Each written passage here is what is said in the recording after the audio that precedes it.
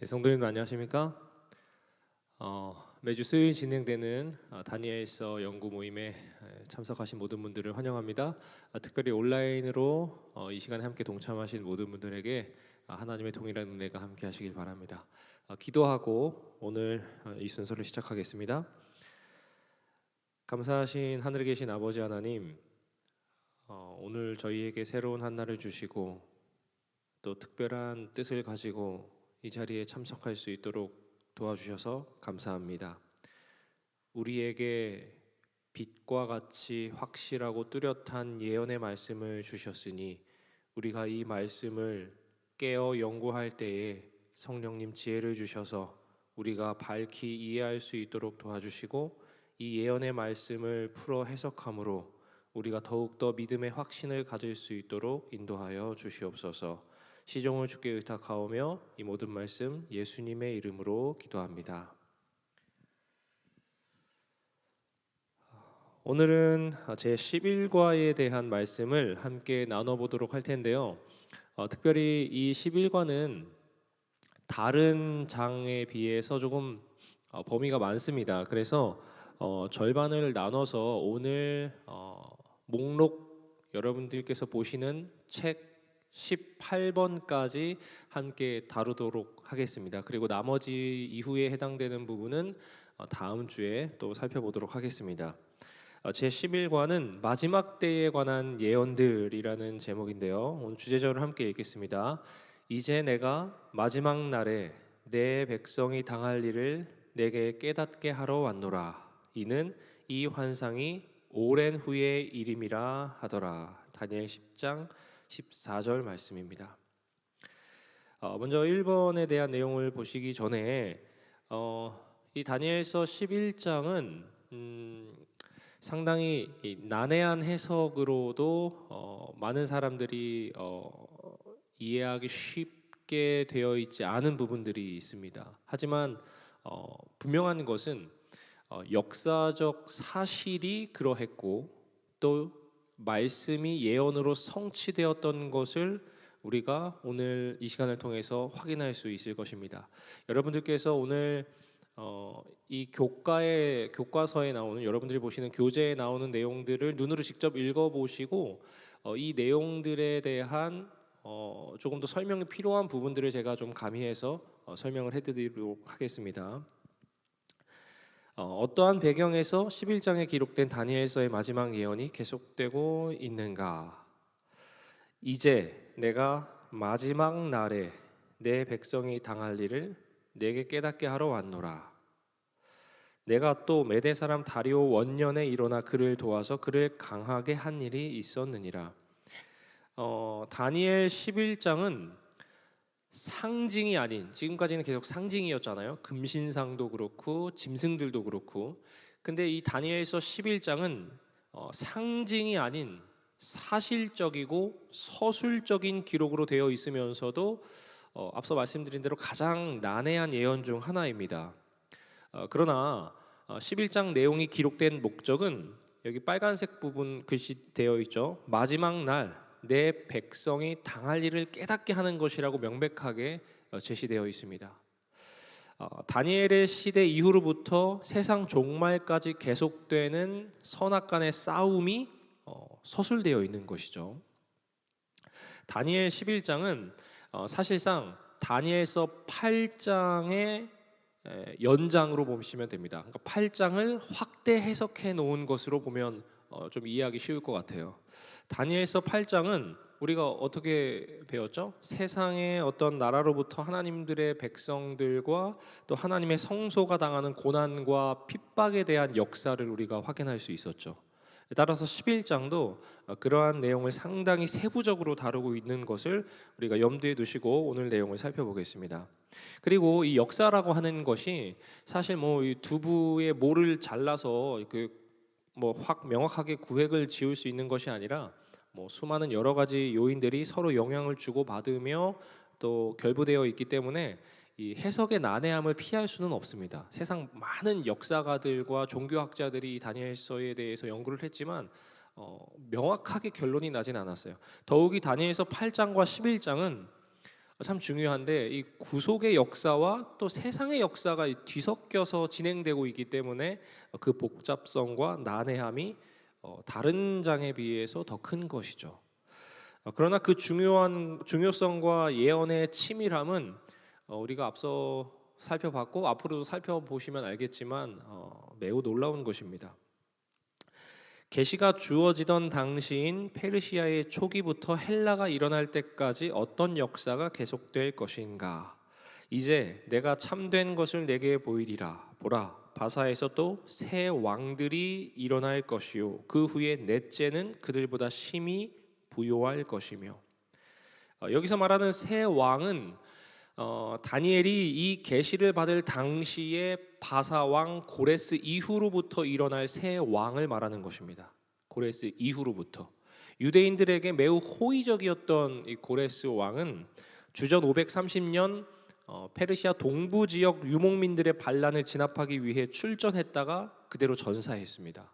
그리고 그 후에 연속해서 일어난 새 왕의 이름은 바로 다음과 같습니다. 여러분들의 교재에도 있습니다. 첫 번째 왕은 캄비세스 2세고요. 둘째 왕은 바르디아, 셋째 왕은 다리오 1세, 그리고 넷째 왕은 아하수에로. 이 왕들의 특징은 여러분들이 눈으로 따로 읽어보시면 될 것 같습니다. 헬라 시대의 시작을 알리는 어떤 특별한 인물이 등장할 것으로 예언되었는가? 장차 한 능력 있는 왕이 일어나서 큰 권세로 다스리며 자기 마음대로 행하리라. 그러나 그가 강성할 때에 그의 나라가 갈라져 천하 사방에 나누일 것이나.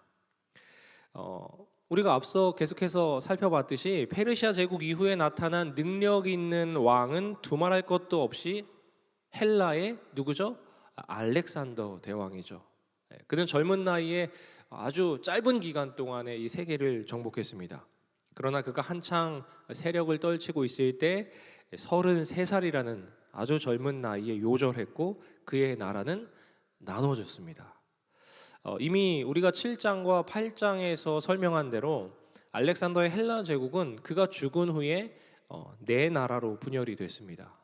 이 사건에 대한 다니엘 8장의 내용과 11장의 내용을 살펴보면 다니엘 11장은 8장이 확대된 것임을 우리가 다시 한번 확신할 수 있습니다. 한번 볼까요?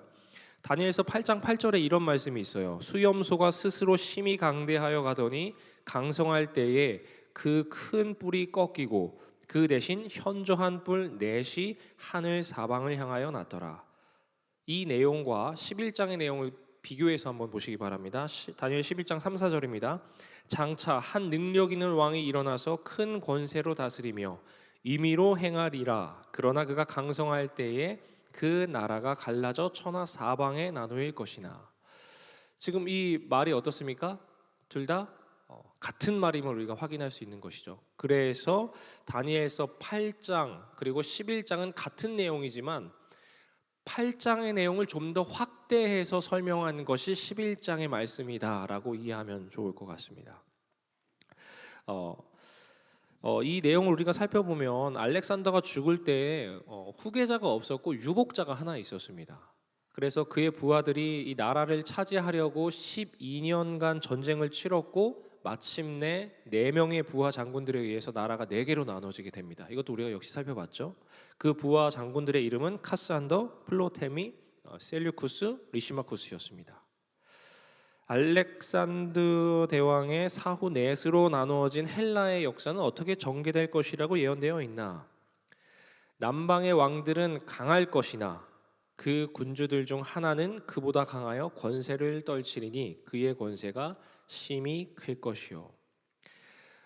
알렉산더 대왕이 죽은 주전 323년 이후 그 혼잡스러웠던 내분 전쟁과 함께 분열된 나라를 이끌어가던 그 후예들이 로마에 의해서 완전히 점령되기까지의 시대를 우리가 헬레네스 시대라고 합니다.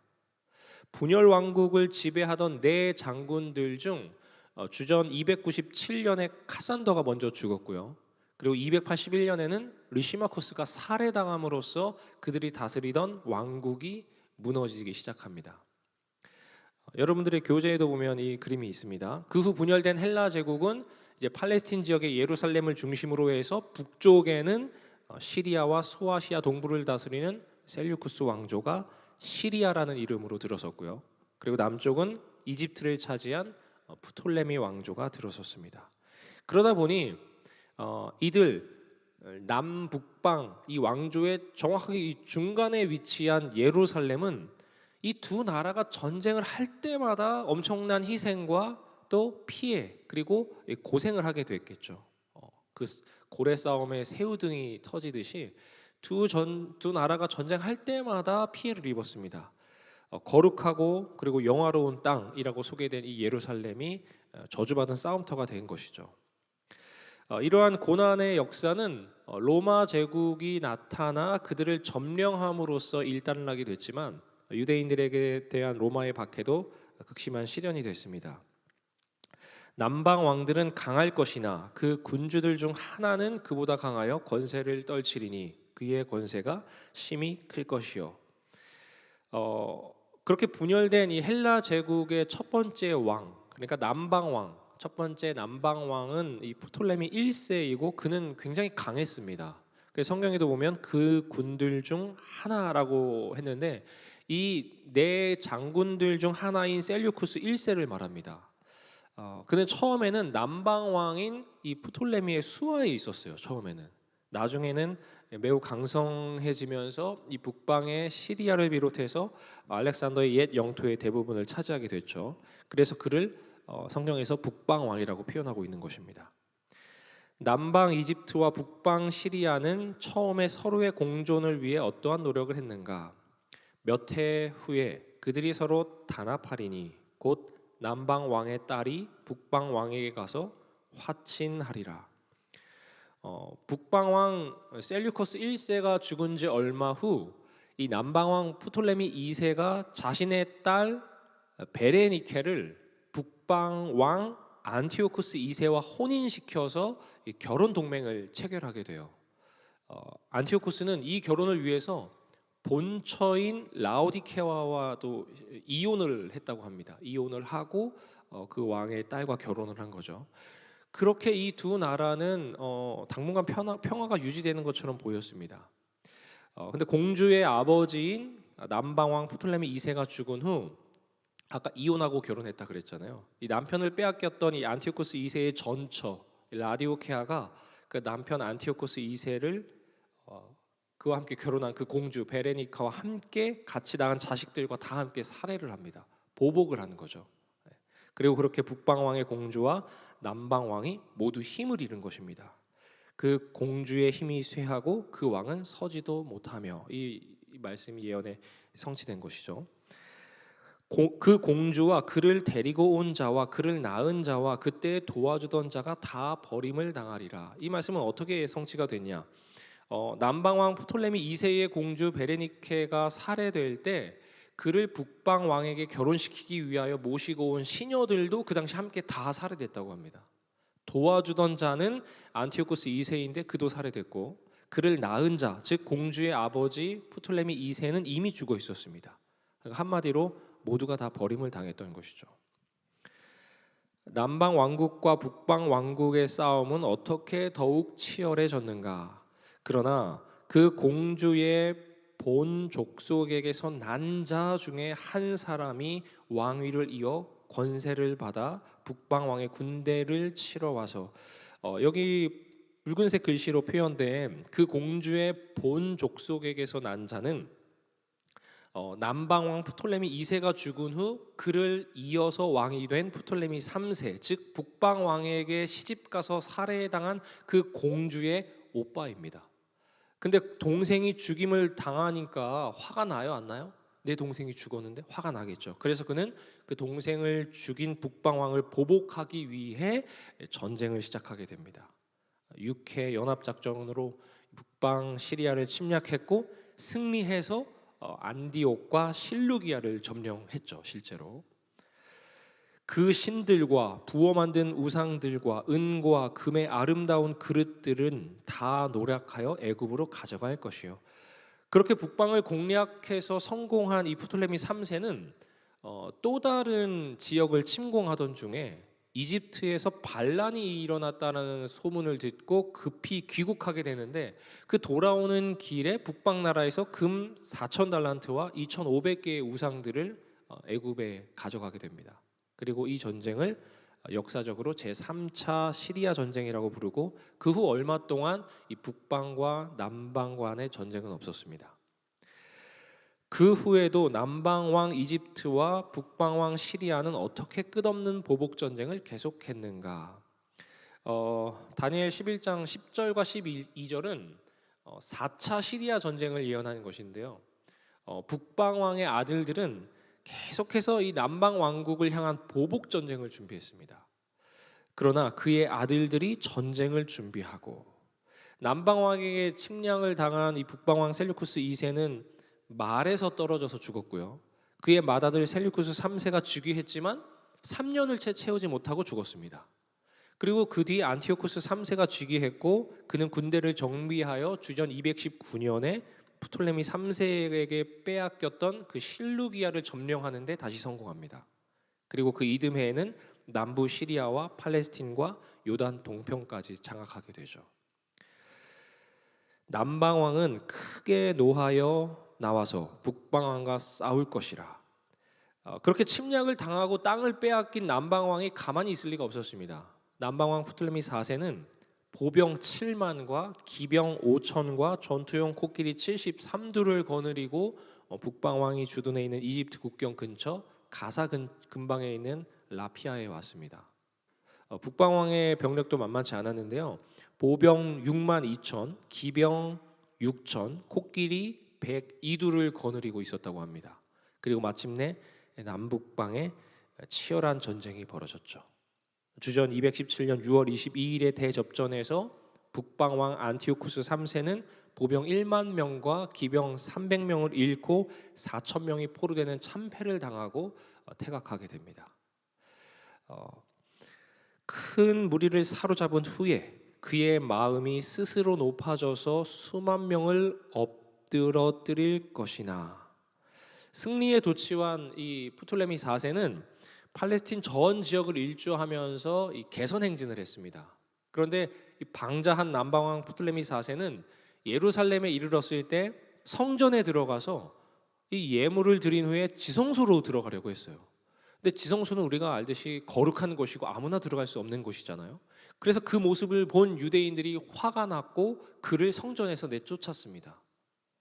그 일로 인해서 이 사람은 유대인들을 굉장히 증오하게 됐고, 본국으로 돌아가서 각 나라에 흩어져 있는 모든 유대인들을 알렉산드리아라고 하는 경기장에 모았습니다. 그리고 코끼리를 동원했어요. 왜요? 다 밟아 죽이게 하려고. 근데 이 코끼리들이 유대인들을 짓밟아 죽이는 것이 아니라 다 피해 다니는 거예요. 하나님께서 그들을 보호하신다는 사실을 믿고 다시 다 살려보냈다고 합니다. 그러나 3년 후에 다시 유대인들에 대한 적개심을 가지고 4만 명을 죽였다고 합니다. 그 마음이 스스로 높아져 수만 명을 엎드러뜨릴 것이라고 한 그 예언의 말씀이 성취된 것이죠. 그러나 이것이 이집트의 국력을 신장시키는 데는 별로 큰 도움이 되지는 않았다고 합니다. 역사적으로. 그동안 북방 왕국 시리아의 싸움에서 우세를 유지해온 남방 왕국 이집트가 어떤 새로운 국면을 맞게 되는가? 북방 왕은 돌아가서 다시 군대를 전보다 더 많이 준비하였다가 곧 몇 해 후에 대군과 많은 물건을 거느리고 오리라. 그때 여러 사람이 일어나서 남방 왕을 칠 것이요. 여기 붉은 글씨에 그때라고 하는 것은 북방 왕이 남방 왕을 칠 때를 말하는 것인데, 북방 왕 안티오쿠스 3세는 남방 왕을 칠 때 그 당시 마케도니아 왕 빌립과 동맹을 해서 남방 왕을 쳤다고 합니다. 그리고 남방에서는 5살 된 프톨레미 5세가 즉위하자마자 아가도클레스, 그러니까 프톨레미 4세의 치하에서 총리를 지냈던 사람이 5세니까 뭘 나라를 다스릴 수 있겠어요. 그래서 섭정이 시작됐고 그는 백성들을 심히 탄압하는 정치를 했습니다.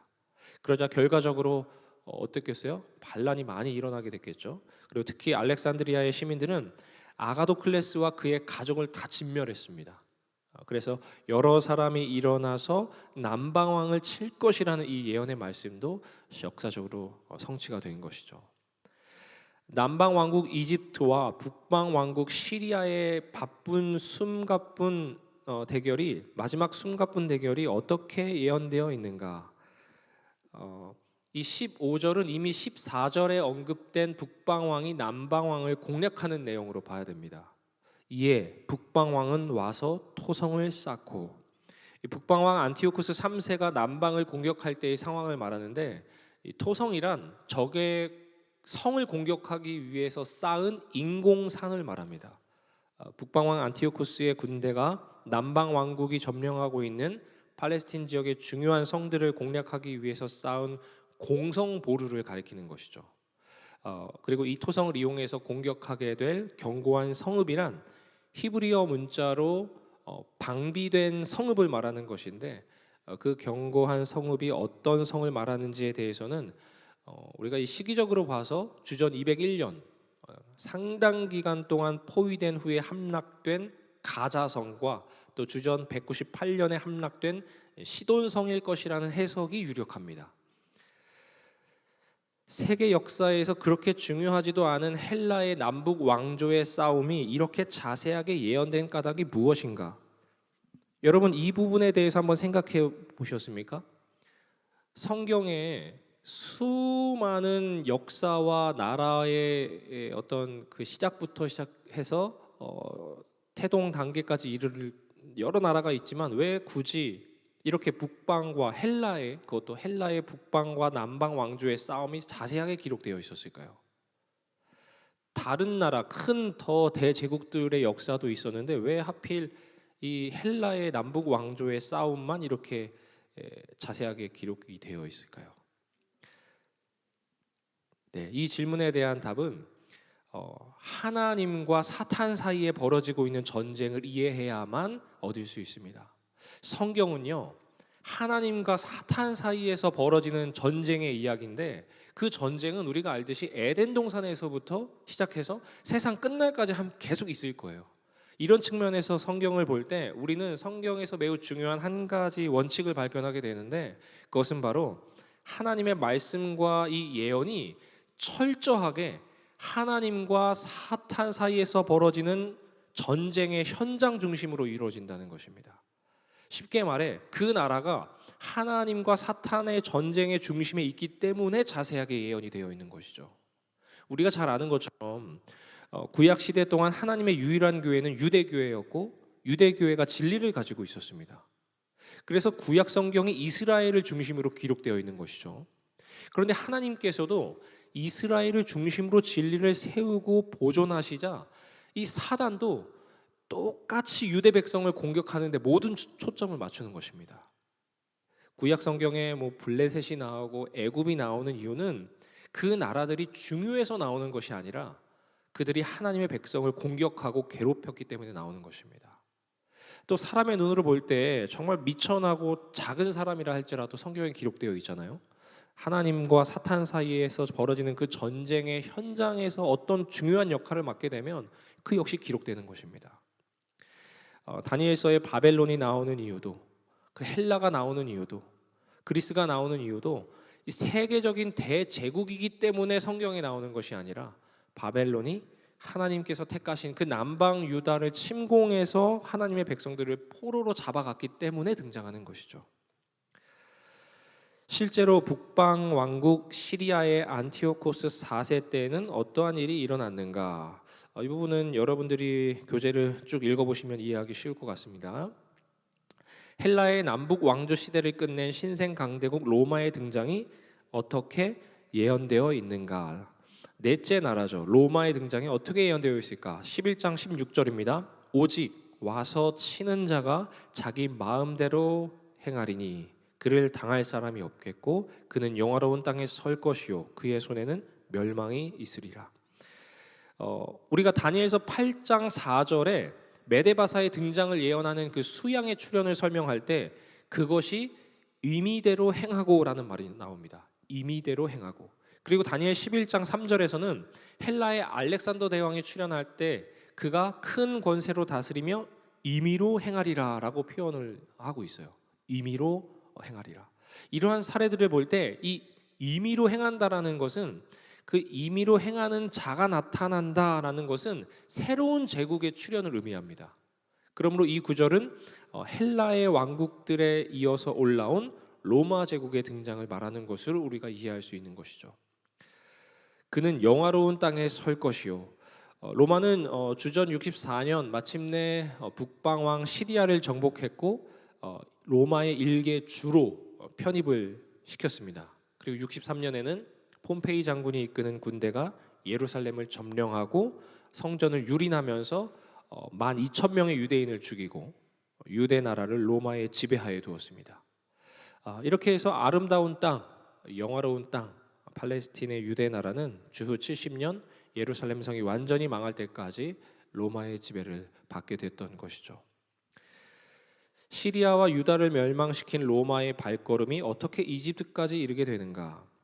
그가 결심하고 전국의 힘을 다하여 이르렀다가 여기 17절 서두에 여기서 말하는 이 그는 영화로운 땅을 점령한 폼페이 장군처럼 보일 수 있겠지만 이 전체 내용상으로 보면 시저로 대표되는 로마 제국의 힘을 가리키는 것으로 보는 것이 자연스럽습니다.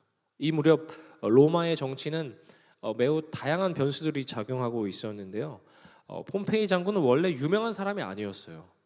당시 권력자였던 이 술라라는 사람에게 발탁이 돼서 몇 번의 전쟁에서 승리를 한 후 일약 권력의 정상에 서게 된 사람입니다.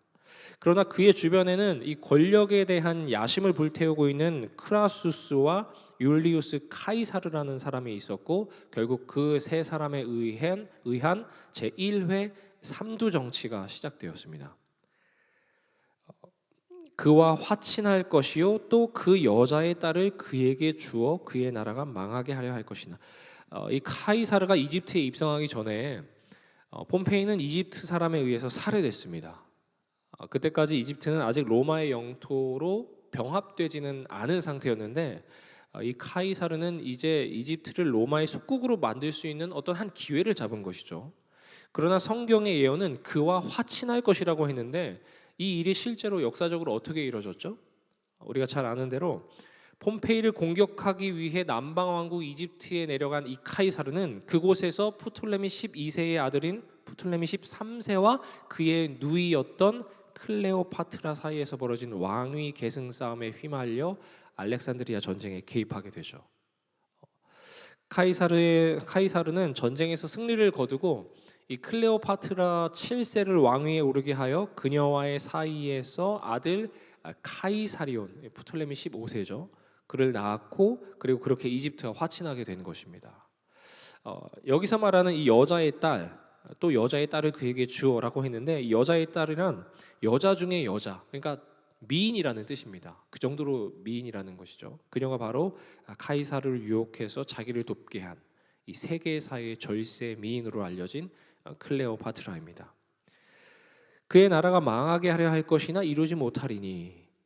그렇게 결국 카이사르는 클레오파트라와 사랑에 빠져 본국의 일을 제대로 돌보지 않았습니다. 그 결과 자신의 위치가 위협을 받고 나라가 혼란스러워졌지만 결국 카이사르는 점령지의 반란자들을 정복하고 왕위를 다시 되찾게 됩니다.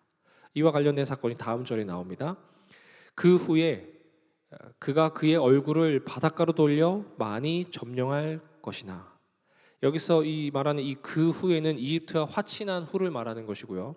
카이사르는 남동생과 왕위 다툼을 하고 있는 클레오파트라를 도와 그녀를 이집트 왕위에 앉혔습니다. 그런데 카이사르가 이집트에서 이 클레오파트라와 사랑에 빠져 머물고 있는 동안 그의 점령지들에서 반란이 일어나게 돼요. 주전 47년 9월 이 카이사르는 급히 이집트를 떠나 소아시아 젤라에서 미트리다테스 대왕의 아들 파르나케스를 격파하고 바로 그때 완노라, 보안노라, 이견노라의 이 세 마디로 된 유명한 보고를 원로원으로 보내게 되죠. 이어서 스키피오가 이끄는 폼페이의 잔당을 속주인 아프리카 탑소스에서 소탕하고 오랫동안 공화정의 실권을 쥐고 있던 원로원 지배를 완전히 타도하게 됩니다. 그리고 다시 주전 45년 3월에는 스페인의 문다이에서 폼페이의 두 아들과 싸워 승리함으로써 주전 49년 이래로 계속된 내란의 막을 내리게 됩니다. 한 장군이 나타나 그의 정복을 그치게 하고 그 수치를 그에게 돌릴 것이므로 카이사르의 이러한 승리의 결과로 그는 로마의 1인자가 되어 종신 독재권을 비롯한 각종 특권과 특진이 그에게 부여됐습니다. 그러나 이와 같은 이 권력이 한 몸에 집중된 결과 카시우스 롱기누스와 MJ 브루투스를 주모자로 하는 원로원의 공화정 옹호파에게 원로원 회의장에서 칼에 찔려 죽게 되죠. 18절의 결과를 말하는 것입니다. 여기 보면 다시는 보이지 아니하리라. 이게 바로 18절의 결과를 말하는 것인데, 그가 점령한 그 나라와 지역은 굉장히 많았지만 그는 역사의 무대에서 완전히 사라진 것이죠. 한때 클레오파트라가 로마로 와서 이 카이사르와 함께 지냈지만 그가 살해당하자 황급히 다시 이집트로 내려갔고, 나중에 로마의 제2회 삼두 정치의 실력자 안토니우스와 결혼했지만 안토니우스가 국가의 신임을 잃게 되어 또 옥타비아누스의 공격을 받고 격전을 벌이다가 패배하게 됩니다. 주전 30년 다시 알렉산드리아에서 옥타비아누스의 공격을 받게 된 이 클레오파트라는 독사가 자신을 물도록 유도를 해서 자살을 하게 되죠. 그래야 17절의 예언의 일부를 성취시켰습니다. 그녀의 죽음은 이 프톨레미 왕가 300년의 종말이었고 또 로마에 의한 지중해 세계 지배의 일단의 성공이며 또한 옥타비아누스에 의한 로마 제국의 개막을 뜻하는 것이 되었습니다. 율리우스 카이사르 다음에 누가 로마의 황제가 될 것이라고 예언되었는가? 그 위를 이을 자가 토색하는 자로 그 나라의 아름다운 곳으로 두루 다니게 할 것이나. 17절부터 19절까지는 줄리어스 카이사르에 관한 내용이었죠. 그리고 그를 이어 왕이 될 자가 20절에 예언되어 있는데 그가 누구일까요? 역사적으로 보면 그가 바로 이미 언급된 안토니우스와 대립 관계에 있다가 로마를 장악한 옥타비아누스입니다. 줄리어스 카이사르의 양자였죠. 그리고 이 옥타비아누스가 로마의 어거스트 카이사르 황제인데 바로 예수님이 탄생할 당시 전국의 인구 조사를 내렸던 그 호정령을 내렸던 성경의 가이사 아구스도입니다. 토색하는 자라고 이렇게 설명을 했는데 이 말은 원어로 마비르노게스인데 세금을 거두는 자라는 뜻입니다. 가이사 아구스도가 호정령을 내린 주요 목적도 역시 정확한 세금을 징수하기 위한 것이었잖아요. 그는 세금을 조직적으로 거둬들인 황제로 설명하기도 하죠. 그 나라의 아름다운 곳으로 두루 다닐 것이나, 우리가 성경에서 대체로 아름다운 땅 혹은 영화로운 땅은 예루살렘과 유대 땅을 가리키는 말이죠. 아마도 성서 예언이 다니엘의 민족 유대 나라와 관련이 많이 있기 때문에 그 나라에서 세금을 철저하게 징수할 것을 강조하는 것이라고 생각이 됩니다. 그렇게 할 것이나 그는 분노함이나 싸움이 없이 몇 날이 못되어 망할 것이요. 그가 황제의 자리에 오르기까지는 많은 싸움을 했지만 모든 사건들을 순조롭게 수습하고 주전 27년부터 주후 14년까지 약 40년간의 통치를 무사히 마치게 됩니다. 특히 본격적인 세금 징수를 시작한 지 얼마 되지 않은 주후 14년 8월 19일에 분노함이나 싸움 없이 병상에서 평화롭게 일생을 마치게 되죠. 아우구스투스 가이사르를 이어 로마 황제가 될 사람을 누구이며 그가 할 일이 어떻게 예언되어 있는가? 또 그의 왕위를 이을 자는 한 비천한 사람이라. 어거스트 카이사르의 뒤를 이어 로마 황제가 된 사람은 티베리우스 카이사르인데 그는 어거스트 카이사르의 친아들이 아니라 그와 재혼한 어머니 리비아를 통해서 얻은 황실의 가족이 된 한 사람 중입니다. 사람 중에 한 사람입니다. 그래서 그를 여기서는 비천한 사람이라고 표현하는 것이죠. 친아들이 아니라 리비아를 통해서 재혼한 어머니 리비아를 통해서 얻은 사람이기 때문에 비천한 사람이라 나라의 영광을 그에게 주지 아니할 것이나.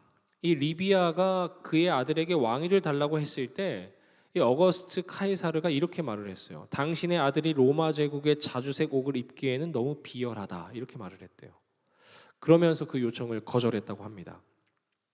그가 평안한 때를 타서 속임수로 그 나라를 얻을 것이며 주 14년 어거스트 카이사르가 죽었을 때 이 리비아의 아들은 투쟁 없이 황제의 자리에 올랐지만 그 어머니의 술책이 크게 작용한 것이 사실입니다. 그는 주 37년까지 황제의 자리에 있었는데 예수께서 바로 그 기간 중에 십자가에 돌아가셨죠. 넘치는 물 같은 군대가 그에게 넘침으로 말미암아 패할 것이요. 이 부분을 우리가 킹 제임스 버전 흠정역으로 보면 이 군대라는 단어가 팔들로 번역이 되어 있습니다. 팔들. 이 성경에서 팔은 힘 그리고 곧 이 세력을 뜻하는데 티베리우스는 로마 병력 3개 군단을 전멸시킨 독일의 아르미니우스에게 성공적으로 복수를 했습니다. 실제로. 그리고 그는 또 다른 전쟁들을 감행하며 잔인한 방법으로 속주들의 반역을 진압하면서 수많은 사람들의 피를 흘리게 됩니다. 동맹한 왕도 그렇게 될 것이며 여기에서 이 동맹한 왕은 아주 특별한 의미를 갖는데요. 일반적으로 왕을 가리킬 때는 히브리어로 사르라는 단어를 사용합니다. 그러나 여기서는 나기드라는 단어를 사용하고 있는데 이 단어는 이 구절 외에는 다니엘서 9장 24절과 27절에서 사용된 단어입니다. 딱 그 두 군데에서만. 따라서 이 언어학적인 기초에서 이 두 예언은 같은 시점으로 함께 연결되어야 한다라는 사실을 우리가 확인할 수 있는 것입니다. 다니엘서 9장 24절 27절에서 한 이래 동안에 많은 사람과 언약을 굳게 하는 자는 기름 부음 받을 자, 즉 메시아 왕이었죠. 그리고 왕과 언약이 두 예언에서 연결되어 나타나 있고요. 따라서 이 구절에서 동맹한 왕은 메시아이신 예수 그리스도를 말하는 것입니다. 다시 말하면 로마의 티베리우스 카이사르 황제의 치하에서 예수께서 돌아가실 것에 대한 예언이 있는 것이죠. 근데 이러한 내용들을 우리가 살펴볼 때 명확하게 발견할 수 있는 사실은 정말 이 놀라운 예언의 성취가 아닐 수 없다라는 것입니다. 어떻게 이렇게 하나도 빠짐없이 역사적으로 다 성취가 되었는지를 우리가 확인할 수 있는 것이죠. 다니엘서에 예언된 대로 성취된 그리스도의 십자가는 세상 역사에서 어떤 자리를 차지하고 있는가? 선악간의 싸움을 주로 상징적 그리고 은유적 언어로 설명하고 있는 이 다니엘의 예언에서 지금까지는 주로 하나님의 백성 이스라엘을 공격하는 세속 나라들의 역사를 다뤘습니다. 마침내 이스라엘의 혈통을 빌려서 이 땅에 오신 예수 그리스도의 죽음에 관한 예언까지도 드러났죠. 예수의 죽음에 관련된 예언이 나왔다면 이제 역사적 시대는 주후 1세기로 접어든 것입니다. 1세기라고 하면 어떻죠? 초기 교회의 역사가 시작된 때를 말하잖아요. 그렇다면 이제부터는 예수님의 죽음 이후에 이 땅에 남겨진 교회를 공격하고 핍박하는 세력이 예언적으로 나와야 됩니다. 물론 초기 교회 역사에서 한동안 이 로마 제국의 계속적인 박해가 있긴 했지만 핍박이 전혀 다른 국면으로 접어든 것은 로마 교회의 출현을 그 기점으로 잡아야 하는 것입니다. 로마 제국에 이어서 많은 그리스도인들과 유대인들을 핍박했던 그 로마 교회, 그 교회의 출현을 우리가 기점으로 잡아야 한다는 것이죠. 그렇다면 예수님의 죽음 이후의 예언에는 로마 교회가 등장하는 것이 굉장히 자연스러운 귀결이라는 것을 우리가 확인할 수 있는 것입니다. 이제 오늘 이 시간을 마무리하면서 다니엘서의 예언을 나타난 역사는 인류의 역사를 선악간의 싸움에서 다루고 있습니다. 하나님을 대적하며 또 그의 백성들을 박해하고 죽이는 악의 세력과 또 이 세상에서 정말 무고하게 고난당하고 있는 그리고 고통을 겪는 하나님의 백성들 사이에서 벌어지는 투쟁의 역사를 상징적으로 드러내고 있는 것이죠. 특별히 다니엘서 8장과 11장의 내용은 로마 제국과 로마 교회의 활동을 집중적으로 설명하고 있습니다. 다니엘서 8장에서는 로마 제국과 로마 교회를 하나의 작은 뿔로 합해서 설명하고 있고요. 11장에서는 헬라 제국에 이어지는 로마 제국과 또 로마 제국에서 이어지는 로마 교회를 직설적인 표현으로 다루고 있는 것입니다. 그러나 상당 부분이 은유적 표현으로 되어 있고 또 난해한 부분이 있습니다만 그 흐름이 분명히 다니엘서 2장과 7장과 8장과 같은 맥락으로 설명이 되어 있는 것이기 때문에 로마 제국에 대한 역사가 언급된 이후에 로마 교회가 등장하는 것은 다니엘 예언의 흐름이나 구조로 보아도 지극히 당연한 귀결임을 우리가 기억하시면 되겠습니다. 이제 19번부터는 이제 로마 교회가 등장하는 그 내용부터는 다음 주 이 시간을 통해서 우리가 또 한번 다시 살펴보도록 하겠습니다. 함께 기도하고 이 시간 마무리하겠습니다. 사랑의 아버지 하나님, 세상의 역사를 주관하신 하나님께서 우리에게 친히 선물로 주신 말씀을 우리가 곁에 두고 상고하고 연구할 수 있도록 우리의 마음에 성령 하나님 함께하여 주시옵소서. 그래서 이 귀한 말씀이 우리 인생의 등불이 되고 이 예언의 말씀을 통하여 더욱더 확실한 믿음을 소유하는 우리 믿음의 식구들이 될 수 있도록 인도하여 주시옵소서. 이 모든 말씀 예수님의 이름으로 기도합니다.